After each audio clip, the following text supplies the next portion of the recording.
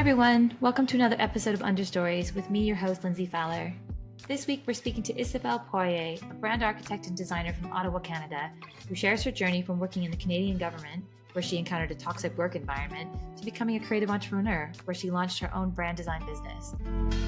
For Izzy, community building is at the epicenter of what she does. She founded the Ottawa Design Club and its speaking series, which aims to highlight local creatives and foster collaboration between them. It is also a space for networking with others in the industry, which, as we all know, is not always the easiest thing to do, especially as creative entrepreneurs. Izzy is so open about her experiences, particularly when she was steeped in an office culture that was just awful. And while most of us have experienced our colleagues treating us like shit, not many are really open to talking about it. Most of us just chalk it up and quietly move on, but it can leave lasting scars that often take years to get over. I'm so grateful she was willing to be so candid about all this experience, and I love speaking with her. Before we get started, if you like this podcast, please give us a rating or review wherever you're watching or listening to this, tell a friend, and don't forget to subscribe so you get notified about future episodes, which come out every other Tuesday. And now, over to Izzy. Welcome to Understories, Izzy. It's so nice to have you on the pod, and I'm just really excited to chat with you today. Me too. Thank you so much for having me. Oh, it's a total pleasure. Now, for people who don't know you, which, is hardly anyone, I'm quite sure, please, can you talk about what your work, who you are, where you come from, all that sort of thing? For sure. So I'm Isabelle. Everyone calls me Izzy. I'm a brand designer from Ottawa, Canada. I have a lot of titles, and it's like, I'm the Ottawa Design Club founder. I'm an Adobe insider, frequent streamer, entrepreneur. Some might even say artist. With the zines, some people will say publisher. But at the end of the day, I just think of myself as a creative. And I'm just lucky to do what I like to do every day. Now, you didn't start out this way. You didn't start out in... if I recall correctly, you started out in government. Is that right? Yes. I mean, this is usually where I start my story. Because that's where the most friction happens. Right. But before starting at the government, I actually worked at an art gallery where I was the interim director for a year. I was only 25 years old, and I think without knowing, this is where I caught the entrepreneurial bug and how I proved to myself that I could do a lot of stuff and teaching myself a lot of new skills, like applying for grants, onboarding students for a summer, putting on a music festival. And then obviously that led to me getting a job at the government after, because that was nonprofit. So you're kind of looking for financial stability at some point. And paid vacation, because I had the travel bug at that point. But yes, the government is usually where I start my story. I was working as a graphic designer in a comms team and just kept changing departments because I couldn't find where I fit in. And it was, I don't know, how much detail do you want this is? Whatever you want to say. I think it's really interesting because I think you're, I don't know, maybe my 15th or 16th podcast now. And I think what's interesting is that everyone's got a really interesting story. I think that everyone thinks that their story is pretty boring, but actually it isn't. It's really interesting because it shows like that. I think what it keeps reinforcing is that there's no linear path for when you're in the creative entrepreneur or you're a creative in general. I think that. And I think it's really interesting for people to hear that the journey isn't always from A to B, that it goes often to C and D, Z. For sure. So when I was at the government, it actually started out really well. I was in a very small department that did foresight. So foresight is actually studying the present in order to make better assumptions for the future, and they Oh, were cool. it was super cool. It was very high Really tech. interesting. We even Yeah. had like those robots, like the Sheldon robots that he's like controlling from his room. So we had people working remotely that would come to our cubicle and talk in the iPad robot. It Oh was my it was God. so cool. And I was thriving. The team was amazing. And funny enough, that's actually where I got my first branding project, which was called Canada Beyond 150. It was happening as we were celebrating the 150th anniversary of Canada. Yeah. And I got so much recognition for this project. It's funny because it's like nowhere to be found on my portfolio these days. I have PTSD from it. But it's crazy because I would go and fetch a coffee during my breaks, and people would congratulate me for this work and saying, "Oh, you're the one who designed that brand. It is so cool. I actually applied to the program because of that brand." And funny enough, I actually have not studied in design. I come from a visual arts background, and the way that I created the creative process for this brand was very similar to how I would create an art series for an art show. So I fell in love with that process. And quickly, because of my, I guess, rise to the star, there was some jealous people. Well, and they just made the work environment very toxic for me, to a point where it's actually sometimes it's really hard for me to talk about it, because I go back into those emotions. So apologies ahead of time. No need to apologize. But it was bad. It got toxic very quickly. Like, there were new hires in the team as the project was growing, and I would just go and like kindly introduce myself, and they would talk to me like in a very rude way, and I did not know why this was happening. But then, with now looking back, it's because those people got to them first and would kind of like push like a reputation of myself onto them. So, and it's too bad because the government world, specifically in Ottawa, is very small. And that's why I travel from department to department, trying to find where I would fit in, trying to find that feeling that I had once experienced with working on the brand of Canada Beyond 150. But that reputation, which was totally fake, followed. And that resulted in like panic attacks, anxiety, and chronic depression. So just to give you an idea, over the span of a year and a half, I had taken 9 months of stress leave because it was just so intense. Like the office, well, I mean, yeah, culture, like office culture. Wow. That was a long answer. I think it's not uncommon to have these stories, right? I think a lot of people have had them, but it's like they can be at varying levels of toxicity, I guess. Yes.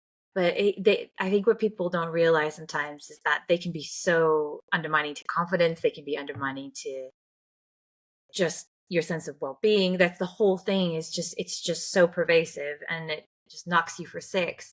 So you took 9 months off to kind of recover from this, and then did you go back? Did you think, oh, okay, I've got to stick this out, or what was your next step after this?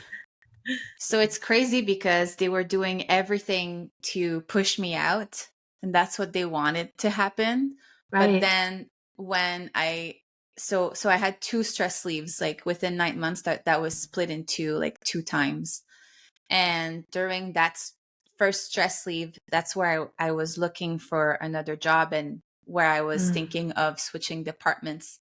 And when I had announced to my first department that I was leaving, they gave me a guilt trip for leaving, despite this is what they wanted, because Wow. they wanted me to be the bad guy. And I got all the feels for that, because they were saying that they were mid project. I was letting them down. I was letting the whole office down. And like all my friends were from that office, and that I thought were allies to begin with, right? Because they were praising me at the start, which kind of like just kind of look at me sideways. And Wow. when I came to pick up my stuff, oh my God, we're getting into the nitty gritty details. Pick up my stuff to just bring at the next department.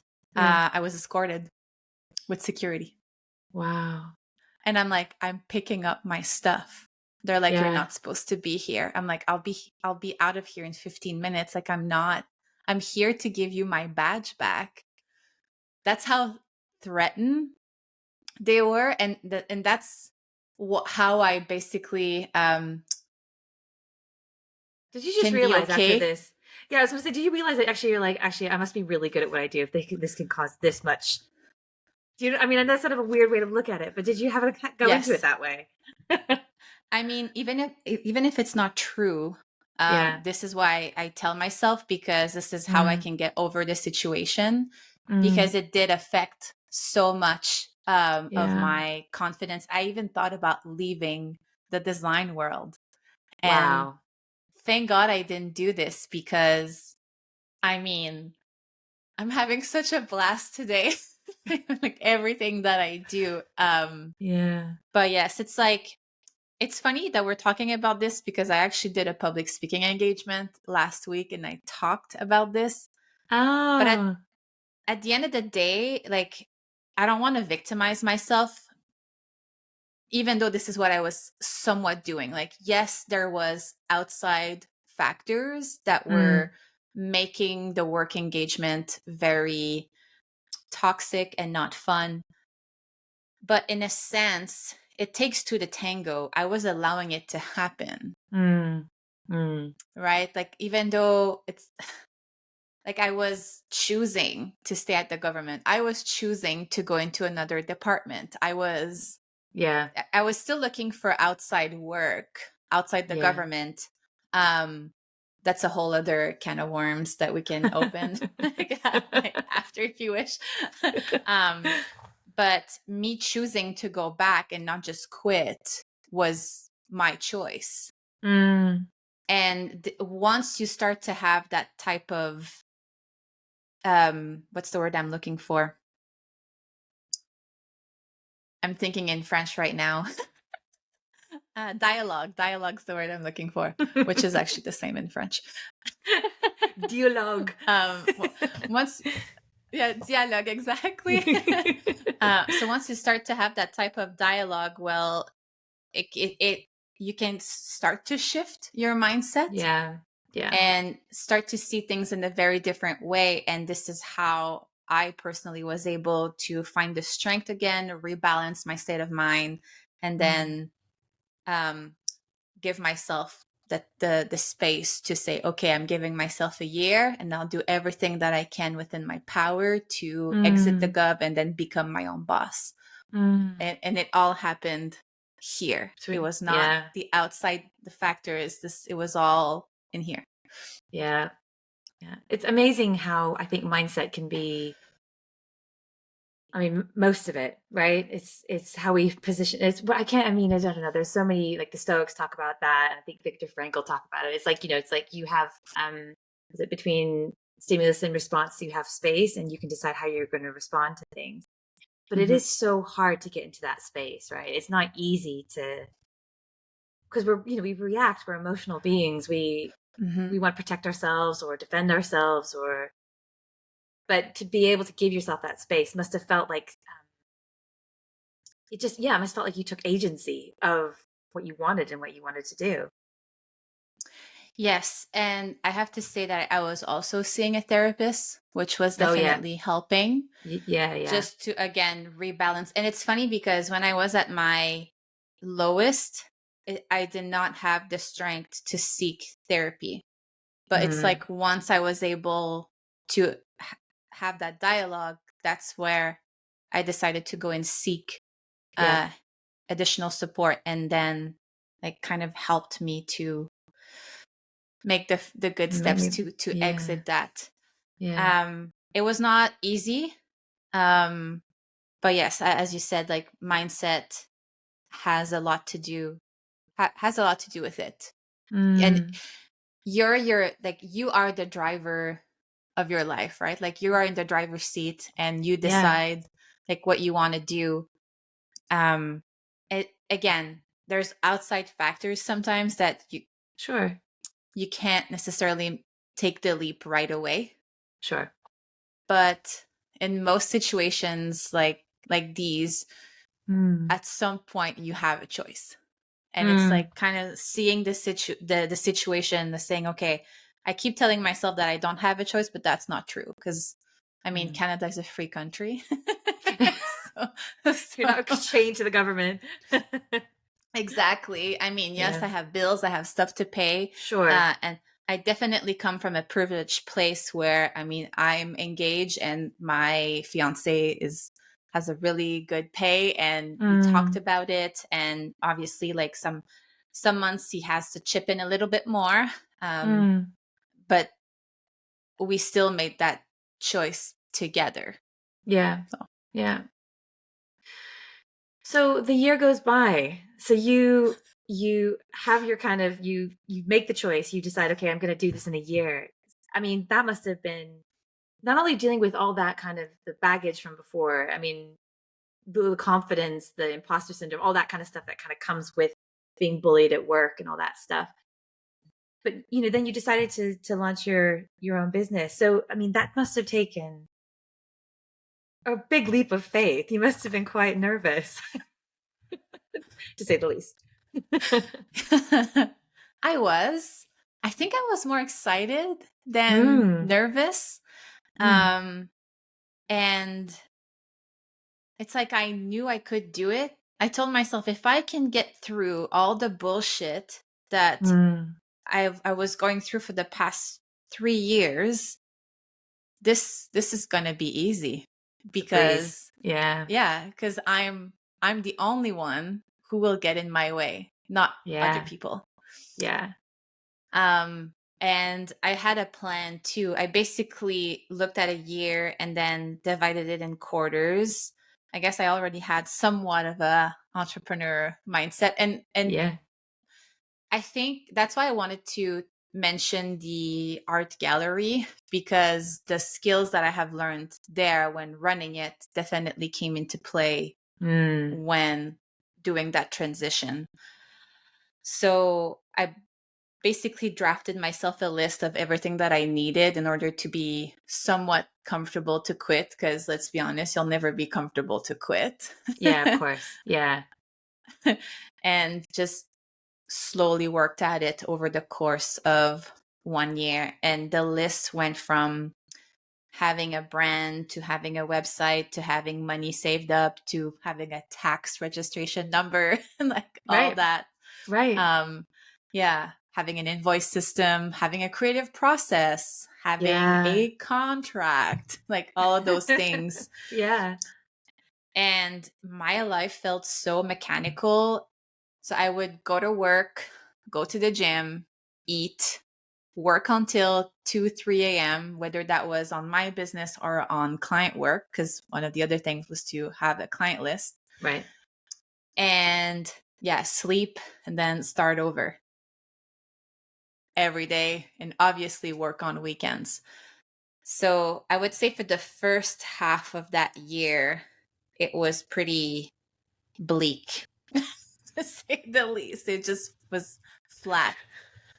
But Mm, at some point, I started to lose clients because I was not working full time, like during the day, and it made right. the communication really hard.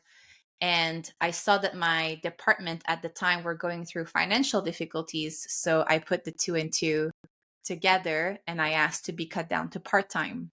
For them, it would save them money on my salary, not that much, but anything helps, right? And then I could work for the extra 2 days that I had on my business and client work and all that. So so basically I started this journey in January 2019, and then in June 2019 I was working part-time. You're working part-time. Yeah. Mm-hmm. And then the pandemic hit and life's a ride. So I didn't feel the pandemic that much, to be honest. Oh, that's good. That's good. I felt it more for the Ottawa Design Club than my own business, to be honest, because the Ottawa Design Club is a speaker series. It's like in-person events. So there we definitely felt it. Yeah.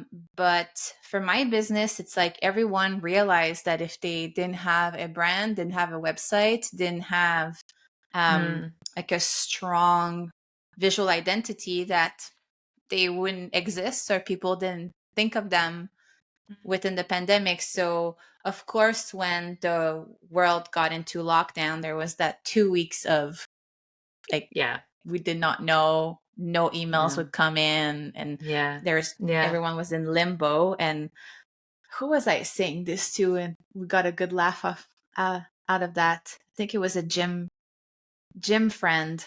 I was saying, remember when Trump used to say that it was going to be gone by Easter? And that's why we were all in limbo, because like he was saying that it was gonna and you're like, and yeah, like kind of like looking at him sideways, and we had a good laugh because we're like we never believed them, but the world still kind of was like hoping that he was right. So we're like really, really hoping for once. Like we're hoping, exactly. The only one thing that we were hoping would actually happen. But after that, it just like it was very steady. Everything was coming in. It was still not the work that I was hoping to do, like the engagements, but I'd say at that point, because it was the first year, I was just saying yes to everything, and then trying to see, like just trying stuff out, like trying to learn about the businesses that were coming in, learning about my business in this new world, and learning about myself as an entrepreneur as well. Yeah. I mean, I think that's really normal. I mean, I think a lot of times we hear people who are in like the sort of the expert space about business. They're like, you got to niche down. You got to be really clear about who you are, like who you're selling to and all that stuff. And maybe just before this, we were talking about how the fact, like, no one really knows who their target client is. But I don't think that you hit that point in probably 2 or 3 years down the road. I think, especially as a creative, I think you have to spend some time kind of working out who you actually like working with, what kind of clients you want to work with, the kind of brands that you want to work with.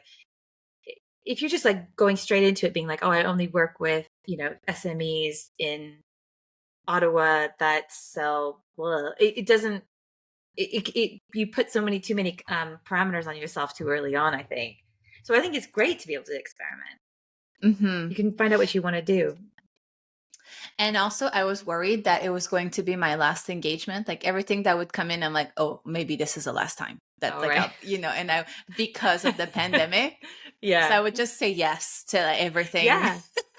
Just like for survival. Also that. Yeah, there is also that too. I mean, but that's kind of fair enough as well. I mean, my God, it's like, you don't know what's going to happen, Yeah, exactly.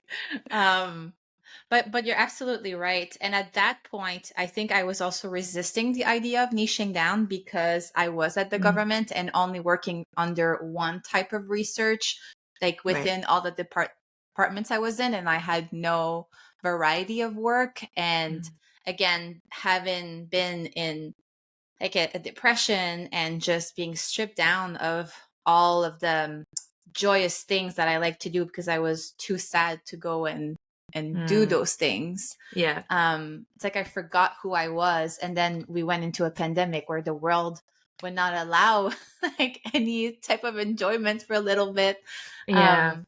And it's crazy because when I would do those exercises to find my niche, I had to think hard because it's like, who am I? Who am I besides Izzy the entrepreneur or Izzy the designer? Yeah. Because I don't know, like the world is not allowing me to go to museums, travel, try new foods, like all of that. Yeah.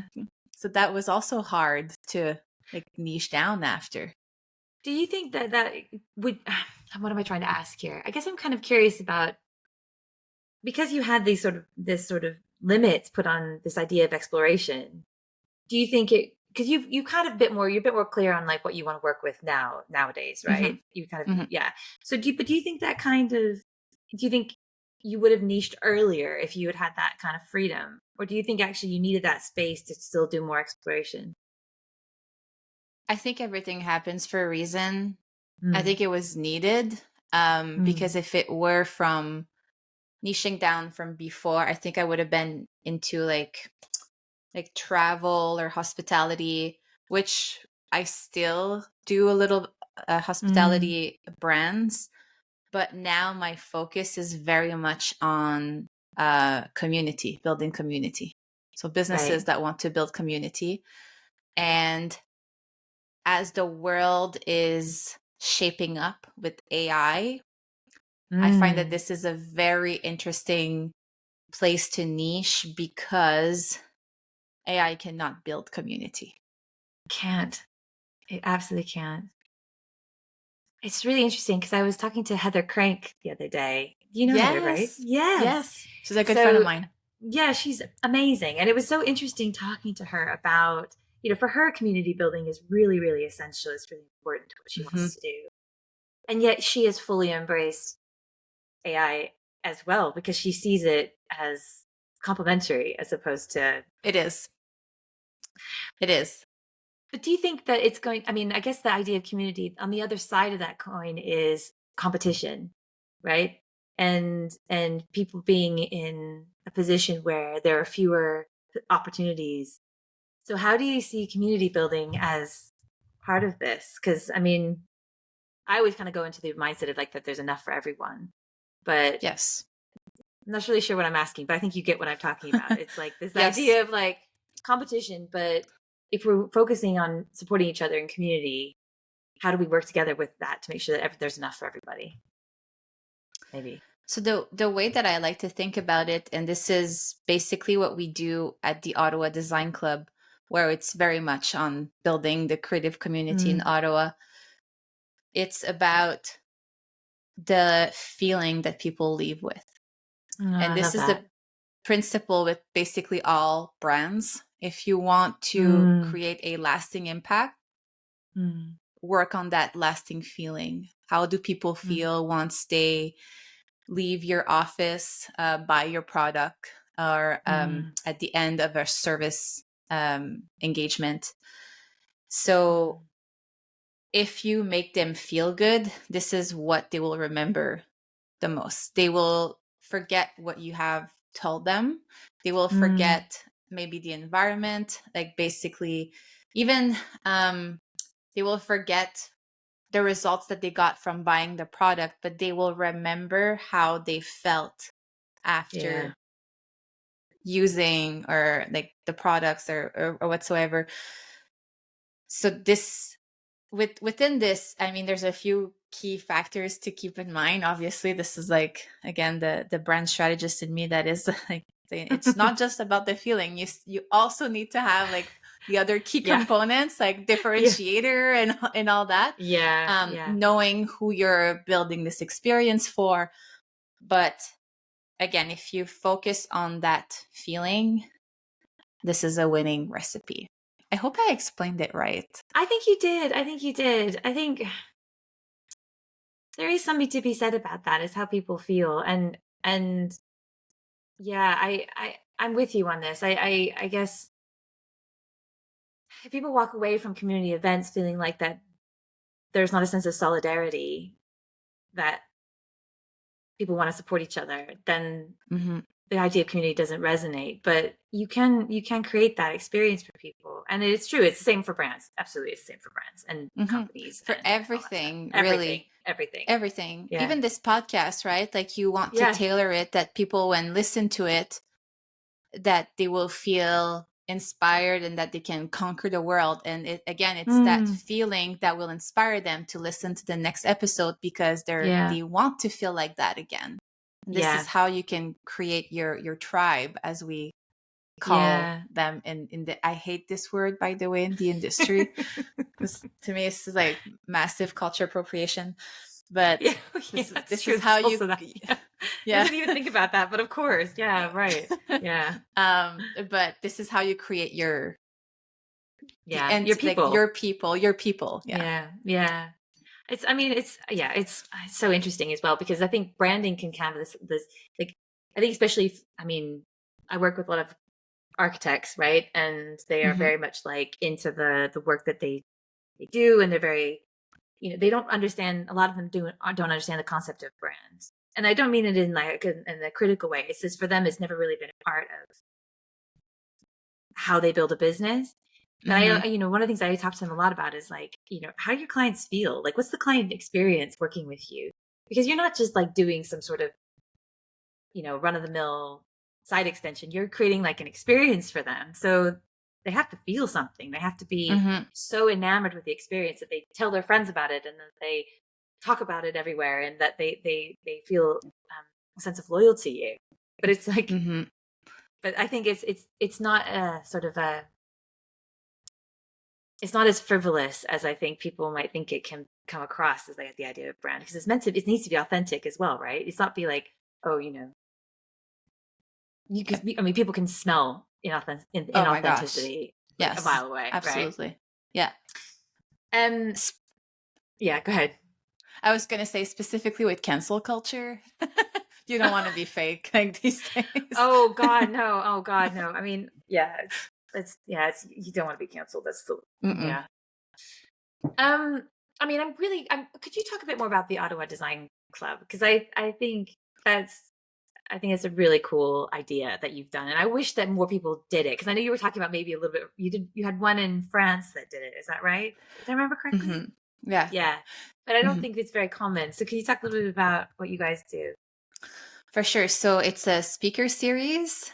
Essentially, it's all volunteer run, and we highlight local creatives in our city, and we do like speaker, like keynote presentations, and all in one room. And I like how we have narrowed down like the recipe. So we start with the networking hour first, which is like uncommon. And during that networking hour, we also have activities that relates to the topic that we will talk about during the speaker presentations. So this is a way for the audience to engage with the content without even them knowing that they're engaging. It's also a way for the networking aspect to happen in a more like organic, it's not forced, like an organic way. I think that's the word I was looking for. And then we have the speaker presentations, small break, panel, and then more networking. So what are some of the topics? Sorry, I didn't mean to. What are some of the topics you guys can talk about? So we just had an event last week, and the topic was momentum. And it was about, again, it depends on the speaker that we have. We usually interview them to make sure that they're right fit and that there's a cohesive true line with all of the speakers that we put on stage. We usually go from 2 to 3 speakers per night. And one of them, her name is Alex, absolutely loved her presentation. Was talking about how she shows up online as if she is like super rigid in her work, but she also has a slug mode, and had some really cool, like, what's the word? Is it anamorphs? Like kind of animation, like within like her presentation, and talked about like finding that right balance Florencia, who is a paper artist, also amazing presentation, talked that she was in the driver's seat of her own momentum and career, but that took a bit of time for her to kind of realize this, and that she had to take control a few times, even when she hit like a dead end. Right. And plot twists, like I'm usually the MC for these events, but I felt strongly connected to this event. And Yeah. we are a team of 10 volunteers for our events. And I said, okay, listen, here's my bullet points for my outline of my presentation. I Yeah. feel strongly like attached to this theme. I would love to Yeah. do a segment. Have a vote. I'm removing myself from this decision. If you think I would contribute to the conversation, please let me know and I can make it happen. If not, Yeah. totally okay. Yeah. And the full team voted yes. So I was also speaking like that's Amazing. the public speaking engagement I was like referring to earlier during our Yeah. conversation. Yeah. So we had momentum last week. We had Twisted by Design this year as well, which was about embracing your inner weirdo. Oh, I love it. It was awesome.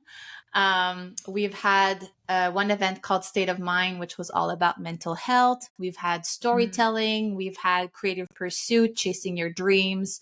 It's very like big themes, but the speakers that we have on, they really bring their personalities and kind of own little stories to the theme, which is really interesting to have. And Ottawa is known as an uncreative government city. So the fact that we can dig and find talent in Ottawa, like we've had people who were Emmy winners on stage twice. So Wow. Ignacio, who is a motion designer, twice Emmy winner. Wow. Joel works for HBO. Like we have those people in Ottawa, and people don't know, and they keep dismissing Ottawa, but we are sitting on this amazing community. So this is why we wanted to have the Ottawa Design Club. Now you mentioned Marseille.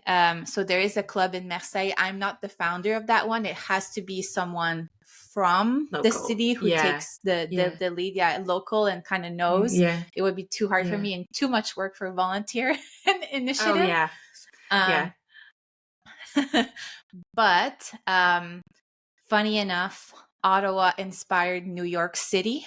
And all last year, we were onboarding the founder of New York City so they can open their own club. And they had their first event at the end of 2023. And they are working to have their next events in a few weeks this year. So yeah, it's New York Design Festival soon, isn't it? It seems good timing for that. Or New York Design Week is in May, isn't it? Oh, I did not know that, but that's super cool that it's aligning like that. Yeah. It was intentional. Let's just say it was. It was, yeah, obviously. They thought about this. Obviously. That's really great. And do you find that because I always find that well, I mean, I don't want to generalize, but it's like sometimes the idea of networking is not the most comfortable habitat for creatives. Do you find that people are really game for this? They're really keen to work with each other. They're really keen for collaboration. And how do you? I mean, do good collaborations come out of these things? Do people end up doing projects together? Do they? How does it creates long-term effects? I can only imagine. Yes. When we get feedback that friendships have been created or someone was hired because they have networked at our events, like this is the best feedback that we can get. Funny enough, so part of our side offer for the Ottawa Design Club is a zine. So we started a zine where we feature people. Now, for people listening, they won't be able to see, but I can have one up here. This is one of them. We've got video. People can check it out on YouTube so they can see it. Yeah. There we are. And funny enough, this one is called Collaboration. And Amazing. because we have a call for submission for all of them, and we go, oh, see, this is Heather. Oh Yeah. And so this you don't one have to be from no, to be you can be from anywhere oh, amazing. That's so cool. for the zine, yes, we highly want to feature people from all over the world. This is like Yeah. a really cool collage. Wow. So this one particularly, we had a twist within the call for submission where it's called collaboration. So we forced people to work together. So the submissions Amazing. had to be from 2 or more people to be able to be featured in here. And of course, we go through a whole like curating process to this. It takes us like a good 8 months to do the full production of this Yeah. book, which then like results in having another type of event and another type of networking and all that, which Sure. is super Yeah. cool.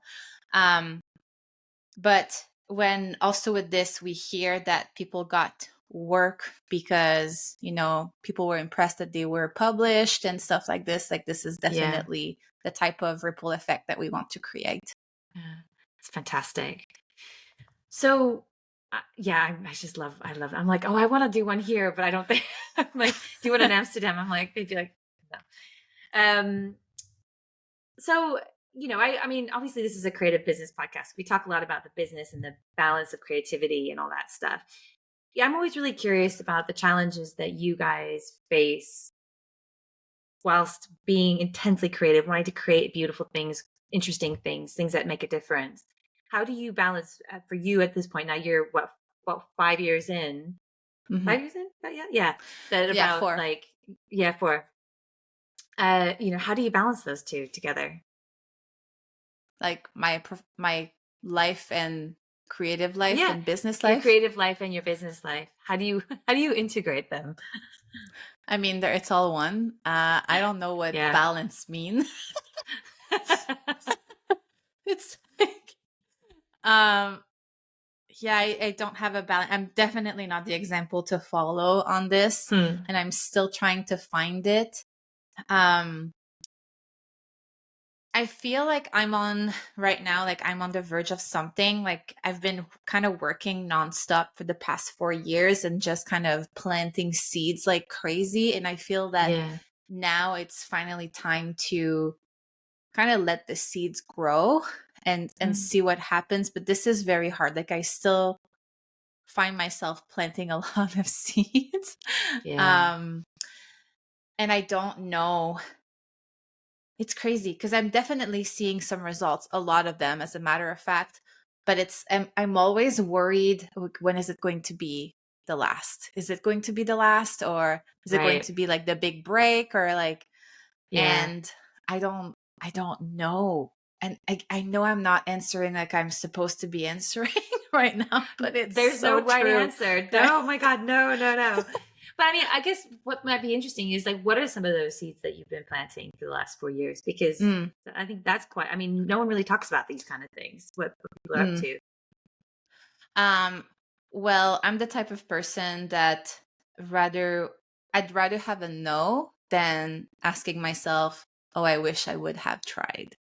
Mm. So planting seeds could be like inviting big names to be featured on the zine, inviting big companies to be a sponsor for events, Mm. um, reaching out to someone, just saying, "Hey, like I really like your career.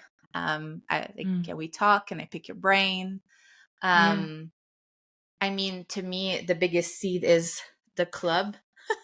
I had no idea this was going to Yeah. work, and it's working really well, and it has grown very quickly within the last 2 years since we were finally back in person. So this has been a big Yeah. seed, which has propelled itself because now I'm being invited to talk about that or talk about the zines and stuff like that. Mm. Um, we got rejected for this, but I actually sent the zine to a bookshop in New York City, just being like, "Hey, like I think Yeah. we would be a good fit," and sadly we weren't. But it's just like kind of trying, and it's Yeah. like I'd rather try and get a no than Yeah. not taking the chance or taking that leap, because you don't know what you're leaving on the table. That is a great answer. I mean, I wonder about this because I think even my own experience of it, do you ever do the thing where you look at potential prospects or things that you think, companies that you think look really cool? And sometimes I look at them and go, oh, they wouldn't want to work with me. Or, oh, I'm sure I'm not like, my natural predisposition is just to undercut why they would probably not want to work with me. But you have to push through that, don't you? You have to be like, well, I'm just going to throw it out there and see what happens. And you're right. It's better to get a no because at least you know where you stand than to wonder what if, right? Exactly. And also, a no right now does not mean a no forever. True. So there's also that. Yeah. That's a Sometimes great it's just not point. the right timing. And Yeah. if you can have that open conversation with them, like, oh, like this is kind of the goals that I'm seeking, and you always have to position it like, what's the benefit for them too? Like if let's say you're looking for prospects, right? Like, what's the benefit for them to be working with you? And just maybe by having this conversation, you never know the outcome. They may Yeah. know a similar company. They might be starting a startup or a sub brand that they need Yeah. you for it. So it's not them right now, but like Yeah. you never know. And it's by, again, taking those leaps every time that Yeah. it can lead you to a whole different result that Yeah. you did not expect to have. Would you say that relationship building is probably like at the core of it Yes, is a thing? Yeah. it Yeah, is. I Yeah. think so too. Hmm. That's really interesting. So I always ask everyone this. It's always really interesting for me. What does success look like for you? Most people have this reaction. They just laugh. I mean, I think this is so relevant because it's the point of reference changes depending on where you stand and where you're at. Indeed. Mm. So, like, I know for a lot of people, like, they may think that I'm successful because I'm working with Adobe and all that. And like, I think I'm successful for sure. Do I want more? Absolutely. I don't want to stop. So I'd say success looks like happiness. When you're happy about like what you do and you can get up from your bed and just be like, wow, like I created this life for myself. To me, that's success. Wonderful. Well, I don't think we can add to that. That's an amazing point to end on. But we do always ask quickfire questions just for fun Okay. because I think it's a fun way to end it. And also, generally, it always keeps people on their toes a little bit. So I always ask this one. If your design studio had a mascot, what would it be and why? A mascot. Oh my gosh. Uh I should be more prepared for this. No, this is the point. This is the point. Yeah. Uh oh, I know. Okay, a chameleon, because I don't have a favorite color and I'd love to be able to just change the color every day. I love it. Okay. What's your favorite thing about your job? The endless possibilities with design. Mm. What's your favorite word? Apparently, I say that's it a lot. That's it. So that's it. That's it. That's it. Exactly. Uh, I'm actually looking into putting it in we were talking or before recording that I'm redoing my website. So I actually Yeah. want to have a few puns with that's it within my copywriting, because, and I think this is very much like a translated French thing where I say c'est ça, which that's it. Yeah. Yeah. And I'm probably not saying it at the right moment when I speak English, but that's kind of the charm of like Izzy the francophone. Yeah. So that's it. I'll say that for today. There you go. There we go. Oh, what an amazing. That's it. That's it. We're done. That's it. We'll end on that. So if people want to find more out about you, they want to find the Ottawa Design Club.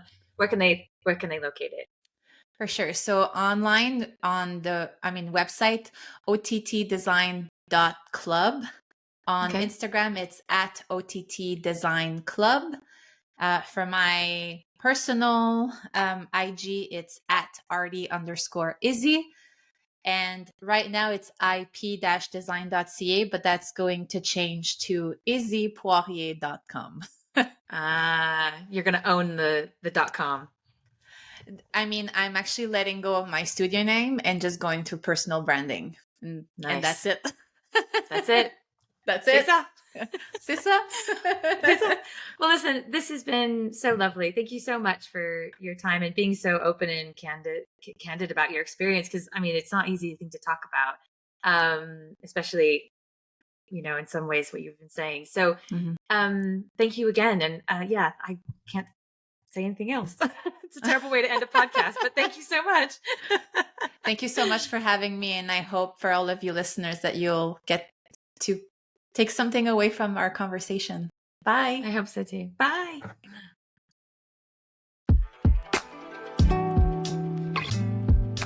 Thanks again to Izzy for telling her story. It was just such a treat to speak with her and learn more about the work she does and the community that she's building. Once again, if you enjoyed this episode, please like and subscribe, share with a friend, all those sort of things. Episodes drop every other Tuesday. Until then, be well. Understories was produced by Cloudfields and Kieran Fowler. The music is by Aves, and the branding is by Joe Jones. See you in a couple weeks.